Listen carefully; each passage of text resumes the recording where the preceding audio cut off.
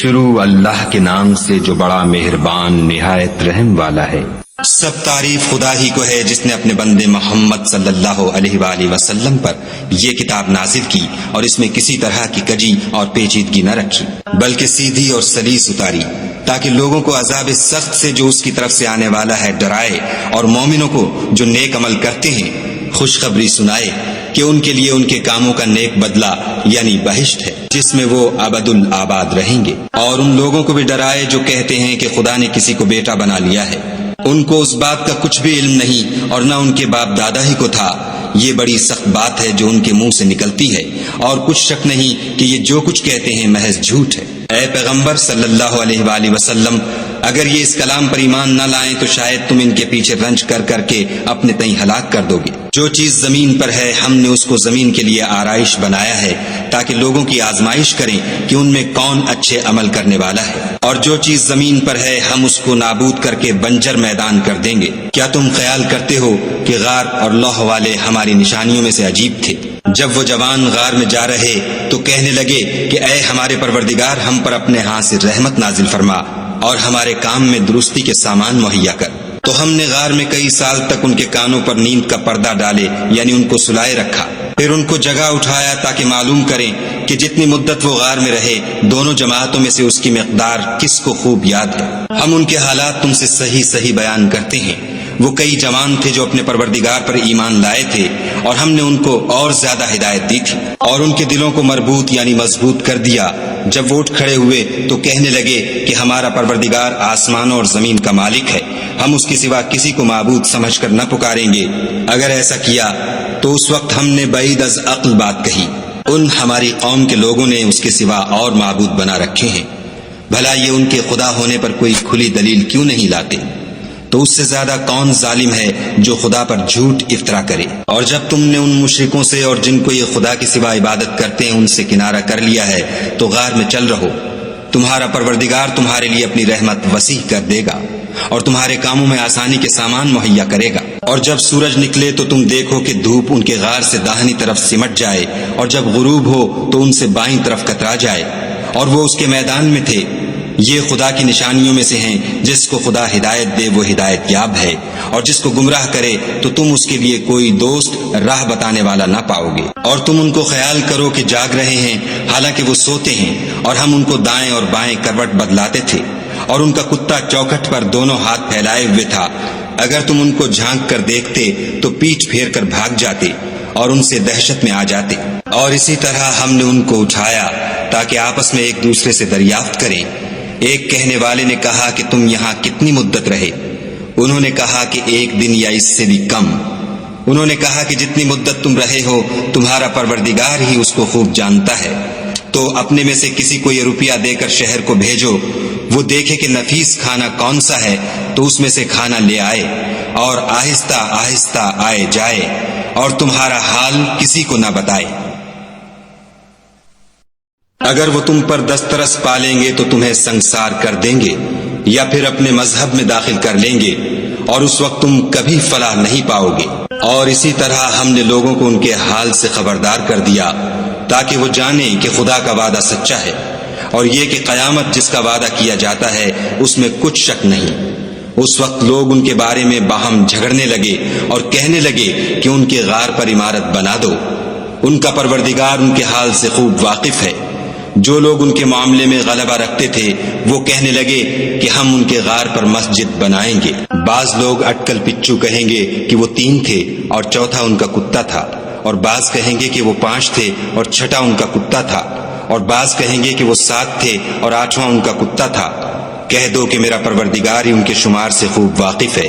ان کو جانتے بھی ہیں تو تھوڑے ہی لوگ جانتے ہیں، تو تم ان کے معاملے میں گفتگو نہ کرنا مگر سرسری سی گفتگو، اور نہ ان کے بارے میں ان میں سے کسی سے کچھ دریافت ہی کرنا، اور کسی کام کی نسبت نہ کہنا کہ میں اسے کل کر دوں گا، مگر انشاءاللہ کہہ کر یعنی اگر خدا چاہے تو کر دوں گا۔ اور جب خدا کا نام لینا بھول جاؤ تو یاد آنے پر لے لو، اور کہہ دو کہ امید ہے کہ میرا پروردگار مجھے اس سے بھی زیادہ ہدایت کی باتیں بتائے۔ اور اصحاب کہف اپنے غار میں 9 اوپر 300 سال رہے۔ کہہ دو کہ جتنی مدت وہ رہے اسے خدا ہی خوب جانتا ہے۔ اسی کو آسمانوں اور زمین کی پوشیدہ باتیں معلوم ہیں۔ وہ کیا خوب دیکھنے والا اور کیا خوب سننے والا ہے، اس کے سوا ان کا کوئی کارساز نہیں، اور نہ وہ اپنے حکم میں کسی کو شریک کرتا ہے۔ اور اپنے پروردگار کی کتاب کو جو تمہارے پاس بھیجی جاتی ہے پڑھتے رہا کرو، اس کی باتوں کو کوئی بدلنے والا نہیں، اور اس کے سوا تم کہیں پناہ بھی نہیں پاؤ گے۔ اور جو لوگ صبح و شام اپنے پروردگار کو پکارتے اور اس کی خوشنودی کے طالب ہیں، ان کے ساتھ صبر کرتے رہو، اور تمہاری نگاہیں ان میں سے گزر کر اور طرف نہ دوڑیں کہ تم آرائش زندگانی دنیا کے خواستگار ہو جاؤ۔ اور جس شخص کے دل کو ہم نے اپنی یاد سے غافل کر دیا ہے اور وہ اپنی خواہش کی پیروی کرتا ہے اور اس کا کام حد سے بڑھ گیا ہے، اس کا کہا نہ ماننا۔ اور کہہ دو کہ لوگو یہ قرآن تمہارے پروردگار کی طرف سے برحق ہے، تو جو چاہے ایمان لائے اور جو چاہے کافر رہے۔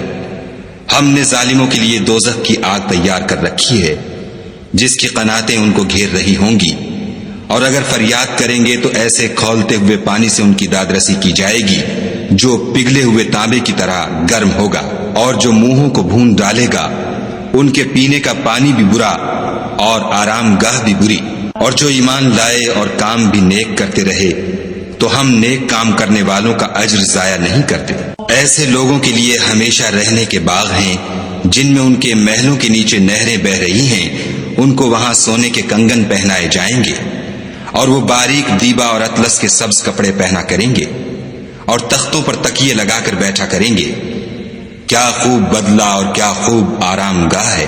اور ان سے دو شخصوں کا حال بیان کرو جن میں سے ایک کو ہم نے انگور کے 2 باغ عنایت کیے تھے، اور ان کے گردا گرد کھجوروں کے درخت لگا دیے تھے، اور ان کے درمیان کھیتی پیدا کر دی تھی۔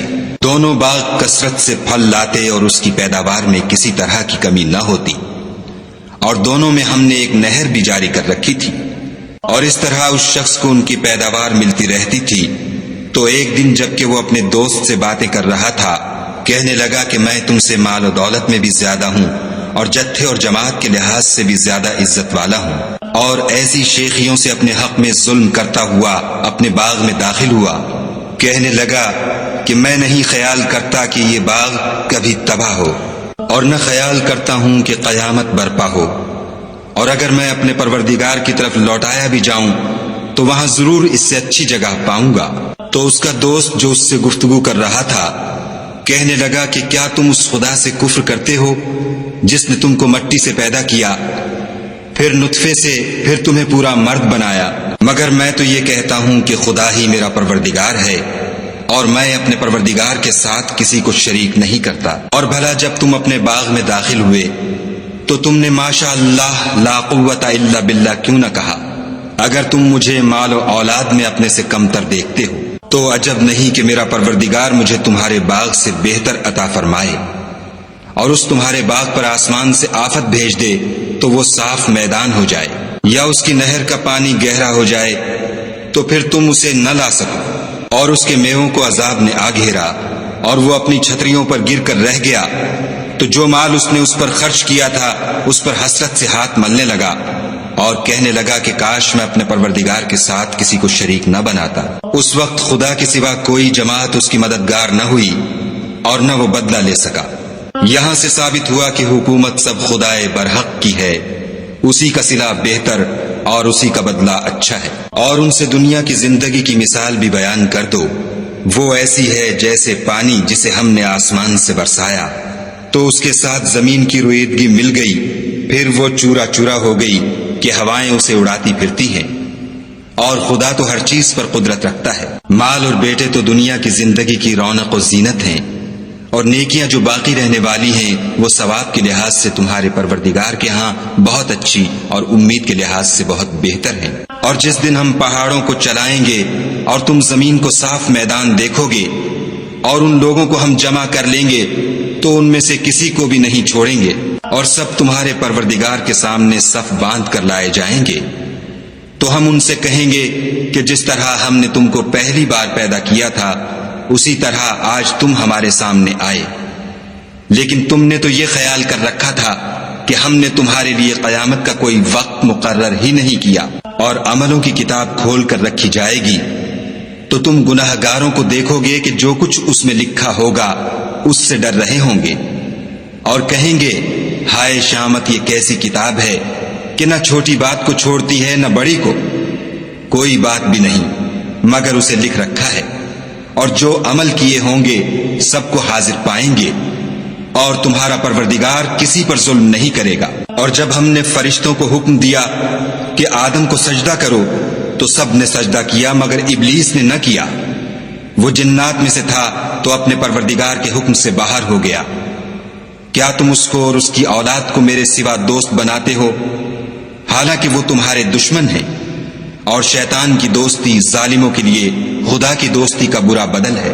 میں نے ان کو نہ تو آسمانوں اور زمین کے پیدا کرنے کے وقت بلایا تھا اور نہ خود ان کے پیدا کرنے کے وقت، اور میں ایسا نہ تھا کہ گمراہ کرنے والوں کو مددگار بناتا۔ اور جس دن خدا فرمائے گا کہ اب میرے شریکوں کو جن کی نسبت تم گمان الوہیت رکھتے تھے بلاؤ، تو وہ ان کو بلائیں گے مگر وہ ان کو کچھ جواب نہ دیں گے، اور ہم ان کے بیچ میں ایک ہلاکت کی جگہ بنا دیں گے۔ اور گناہ گار لوگ دوزخ کو دیکھیں گے تو یقین کر لیں گے کہ وہ اس میں پڑنے والے ہیں اور اس سے بچنے کا کوئی رستہ نہ پائیں گے۔ اور ہم نے اس قرآن میں لوگوں کے سمجھانے کے لیے طرح طرح کی مثالیں بیان فرمائی ہیں، لیکن انسان سب چیزوں سے بڑھ کر جھگڑالو ہے۔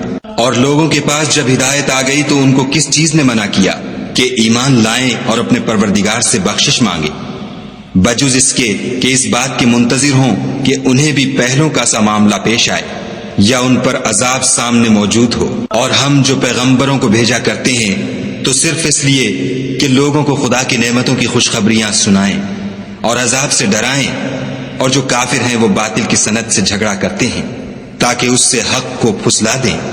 اور انہوں نے ہماری آیتوں کو اور جس چیز سے ان کو ڈرایا جاتا ہے ہنسی بنا لیا۔ اور اس سے ظالم کون جس کو اس کے پروردگار کے کلام سے سمجھایا گیا تو اس نے اس سے منہ پھیر لیا، اور جو اعمال وہ آگے کر چکا اس کو بھول گیا۔ ہم نے ان کے دلوں پر پردے ڈال دیے کہ اسے سمجھ نہ سکیں، اور کانوں میں ثقل پیدا کر دیا ہے کہ سن نہ سکیں، اور اگر تم ان کو رستے کی طرف بلاؤ تو کبھی رستے پر نہ آئیں گے۔ اور تمہارا پروردگار بخشنے والا صاحب رحمت ہے، اگر وہ ان کے کرتوتوں پر ان کو پکڑنے لگے تو ان پر جھٹ عذاب بھیج دے، مگر ان کے لیے ایک وقت مقرر کر رکھا ہے کہ اس کے عذاب سے کوئی پناہ کی جگہ نہ پائیں گے۔ اور یہ بستیاں جو ویران پڑی ہیں، جب انہوں نے کفر سے ظلم کیا تو ہم نے ان کو تباہ کر دیا اور ان کی تباہی کے لیے ایک وقت مقرر کر دیا تھا۔ اور جب موسیٰ نے اپنے شاگرد سے کہا کہ جب تک میں دو دریاؤں کے ملنے کی جگہ نہ پہنچ جاؤں ہٹنے کا نہیں، خواہ برسوں چلتا رہوں۔ جب ان کے ملنے کے مقام پر پہنچے تو اپنی مچھلی بھول گئے تو اس نے دریا میں سرنگ کی طرح اپنا رستہ بنا لیا۔ جب آگے چلے تو موسیٰ نے اپنے شاگرد سے کہا کہ ہمارے لیے کھانا لاؤ، اس سفر سے ہم کو بہت تکان ہو گئی ہے۔ اس نے کہا کہ بھلا آپ نے دیکھا کہ جب ہم نے پتھر کے پاس آرام کیا تھا تو میں مچھلی وہیں بھول گیا، اور مجھے آپ سے اس کا ذکر کرنا شیطان نے بھلا دیا، اور اس نے عجب طرح سے دریا میں اپنا رستہ لیا۔ موسیٰ نے کہا یہی تو وہ مقام ہے جسے ہم تلاش کرتے تھے۔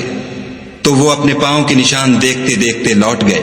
وہاں انہوں نے ہمارے بندوں میں سے ایک بندہ دیکھا جس کو ہم نے اپنے ہاں سے رحمت یعنی نبوت یا نعمت ولایت دی تھی اور اپنے پاس سے علم بخشا تھا۔ موسیٰ نے ان سے جن کا نام خضر تھا کہا کہ جو علم خدا کی طرف سے آپ کو سکھایا گیا ہے، اگر آپ اس میں سے مجھے کچھ بھلائی کی باتیں سکھائیں تو میں آپ کے ساتھ رہوں۔ خضر نے کہا کہ تم میرے ساتھ رہ کر صبر نہیں کر سکو گے، اور جس بات کی تمہیں خبر ہی نہیں اس پر صبر کر بھی کیوں کر سکتے ہو؟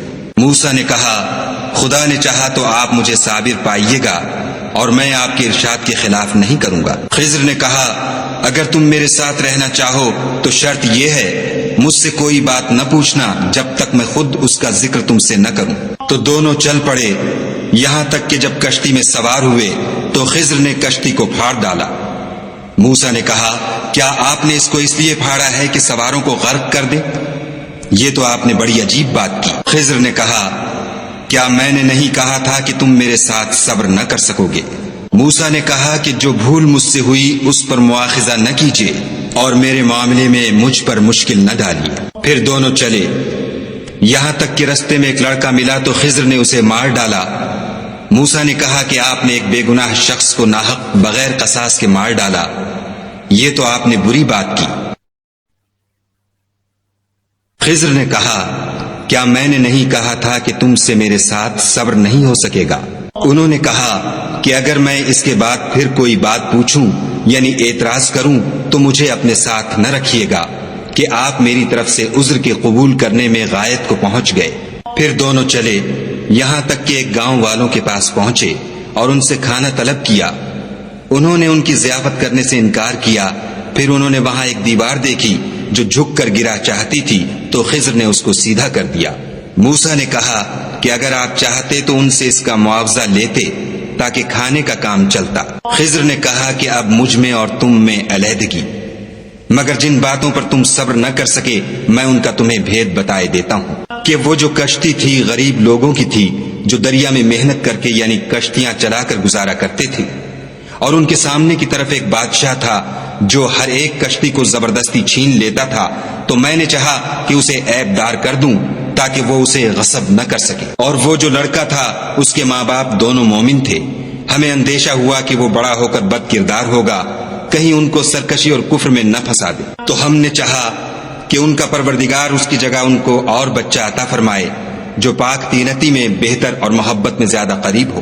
اور وہ جو دیوار تھی سو 2 یتیم لڑکوں کی تھی جو شہر میں رہتے تھے، اور اس کے نیچے ان کا خزانہ مدفون تھا، اور ان کا باپ ایک نیک آدمی تھا، تو تمہارے پروردگار نے چاہا کہ وہ اپنی جوانی کو پہنچ جائیں اور پھر اپنا خزانہ نکالیں۔ یہ تمہارے پروردگار کی مہربانی ہے اور یہ کام میں نے اپنی طرف سے نہیں کیے، یہ ان باتوں کی حقیقت ہے جن پر تم صبر نہ کر سکے۔ اور تم سے ذوالقرنین کے بارے میں دریافت کرتے ہیں، کہہ دو کہ میں اس کا کسی قدر حال تمہیں پڑھ کر سناتا ہوں۔ ہم نے اس کو زمین میں بڑی دسترس دی تھی اور ہر طرح کا سامان عطا کیا تھا، تو اس نے سفر کا ایک سامان کیا، یہاں تک کہ جب سورج کے غروب ہونے کی جگہ پہنچا تو اسے ایسا پایا کہ ایک کیچڑ کی ندی میں ڈوب رہا ہے، اور اس ندی کے پاس ایک قوم دیکھی۔ ہم نے کہا ذوالقرنین تم ان کو خواہ تکلیف دو خواہ ان کے بارے میں بھلائی اختیار کرو، دونوں باتوں کی تم کو قدرت ہے۔ ذوالقرنین نے کہا کہ جو کفر و بد کرداری سے ظلم کرے گا اسے ہم عذاب دیں گے، پھر جب وہ اپنے پروردگار کی طرف لوٹایا جائے گا تو وہ بھی اسے بڑا عذاب دے گا، اور جو ایمان لائے گا اور عمل نیک کرے گا اس کے لیے بہت اچھا بدلہ ہے، اور ہم اپنے معاملے میں اس پر کسی طرح کی سختی نہیں کریں گے بلکہ اس سے نرم بات کہیں گے۔ پھر اس نے ایک اور سامان سفر کا کیا، یہاں تک کہ سورج کے طلوع ہونے کے مقام پر پہنچا تو دیکھا کہ وہ ایسے لوگوں پر طلوع کرتا ہے جن کے لیے ہم نے سورج کے اس طرف کوئی اوٹ نہیں بنائی تھی۔ حقیقت الحال یوں تھی، اور جو کچھ اس کے پاس تھا ہم کو سب کی خبر تھی۔ پھر اس نے ایک اور سامان کیا، یہاں تک کہ 2 دیواروں کے درمیان پہنچا تو دیکھا کہ ان کے اس طرف کچھ لوگ ہیں کہ بات کو سمجھ نہیں سکتے۔ ان لوگوں نے کہا کہ ذوالقرنین یاجوج اور ماجوج زمین میں فساد کرتے رہتے ہیں، بھلا ہم آپ کے لیے خرچ کا انتظام کر دیں کہ آپ ہمارے اور ان کے درمیان ایک دیوار کھینچ دیں۔ ذوالقرنین نے کہا کہ خرچ کا جو مقدور خدا نے مجھے بخشا ہے وہ بہت اچھا ہے، تم مجھے قوت بازو سے مدد دو، میں تمہارے اور ان کے درمیان ایک مضبوط اوٹ بنا دوں گا۔ تو تم لوہے کے بڑے بڑے تختے لاؤ۔ چنانچہ کام جاری کر دیا گیا، یہاں تک کہ جب اس نے دونوں پہاڑوں کے درمیان کا حصہ برابر کر دیا اور کہا کہ اب اسے دھونکو، یہاں تک کہ جب اس کو دھونک دھونک کر آگ کر دیا تو کہا کہ اب میرے پاس تانبا لاؤ کہ اس پر پگھلا کر ڈال دوں۔ پھر ان میں یہ قدرت نہ رہی کہ اس پر چڑھ سکیں اور نہ یہ طاقت رہی کہ اس میں نقب لگا سکیں۔ بولا کہ یہ میرے پروردگار کی مہربانی ہے، جب میرے پروردگار کا وعدہ آ پہنچے گا تو اس کو ڈھا کر ہموار کر دے گا، اور میرے پروردگار کا وعدہ سچا ہے۔ اس روز ہم ان کو چھوڑ دیں گے کہ روئے زمین پر پھیل کر ایک دوسرے میں گھس جائیں گے، اور سور پھونکا جائے گا تو ہم سب کو جمع کر لیں گے، اور اس روز جہنم کو کافروں کے سامنے لائیں گے جن کی آنکھیں میری یاد سے پردے میں تھیں اور وہ سننے کی طاقت نہیں رکھتے تھے۔ کیا کافر یہ خیال کرتے ہیں کہ وہ ہمارے بندوں کو ہمارے سوا اپنا کارساز بنائیں گے؟ تو ہم خفا نہیں ہوں گے، ہم نے ایسے کافروں کے لیے جہنم کی مہمانی تیار کر رکھی ہے۔ کہہ دو کہ ہم تمہیں بتائیں جو عملوں کے لحاظ سے بڑے نقصان میں ہیں، وہ لوگ جن کی صحیح دنیا کی زندگی میں برباد ہو گئی اور وہ یہ سمجھے ہوئے ہیں کہ اچھے کام کر رہے ہیں۔ یہ وہ لوگ ہیں جنہوں نے اپنے پروردگار کی آیتوں اور اس کے سامنے جانے سے انکار کیا، تو ان کے اعمال ضائع ہو گئے، اور ہم قیامت کے دن ان کے لیے کچھ بھی وزن قائم نہیں کریں گے. یہ ان کی سزا ہے یعنی جہنم، اس لیے کہ انہوں نے کفر کیا اور ہماری آیتوں اور ہمارے پیغمبروں کی ہنسی اڑائی. جو لوگ ایمان لائے اور عمل نیک کیے ان کے لیے بہشت کے باغ مہمانی ہوں گے، ہمیشہ ان میں رہیں گے اور وہاں سے مکان بدلنا نہ چاہیں گے. کہہ دو کہ اگر سمندر میرے پروردگار کی باتوں کے لکھنے کے لیے سیاہی ہو تو قبل اس کے کہ میرے پروردگار کی باتیں تمام ہوں سمندر ختم ہو جائے، اگرچہ ہم ویسا ہی اور اس کی مدد کو لائیں. کہہ دو کہ میں تمہاری طرح کا ایک بشر ہوں، البتہ میری طرف وہی آتی ہے کہ تمہارا معبود وہی ایک معبود ہے. تو جو شخص اپنے پروردگار سے ملنے کی امید رکھے چاہیے کہ عمل نیک کرے اور اپنے پروردگار کی عبادت میں کسی کو شریک نہ بنائے.